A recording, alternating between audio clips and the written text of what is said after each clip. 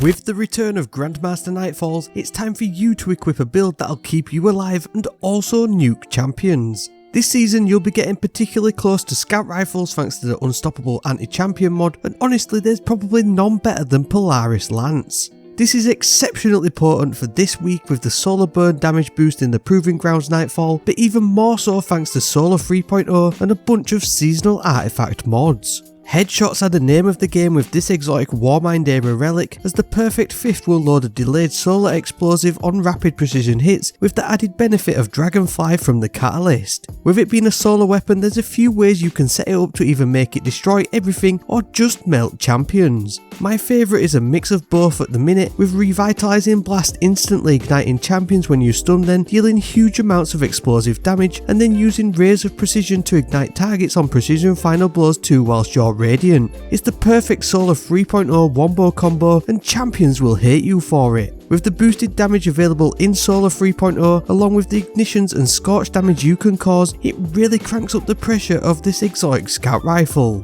Given that you'll generally be chipping away at things at distance, it's absolutely set to become commonplace in high level Nightfall loadouts, and thanks to this build setup you'll be calling in nukes before your opponents even know what hit them. We're well and truly deep into the healing meta, and to perfect this build, especially for Grandmasters, there's nothing better to pair with it than the Stag. This will absolutely keep you alive in them squeaky bum time GM moments, as you'll get a huge damage reduction when you're stood inside a healing rift. This also counts whilst you're inside your Well of Radiance super, and so it sets us up nicely to quickly go through the best endgame aspects and fragments to use. Touch of Flame will allow you to maximise the capabilities of the healing grenade, which will grant restoration and stack with the Stag exotic. This is the extremely potent restoration ×2 that you've all come to know and love from classy restoration, plus if you're running a high resilient stat to take advantage of the insane damage reduction, you can realistically become unstoppable.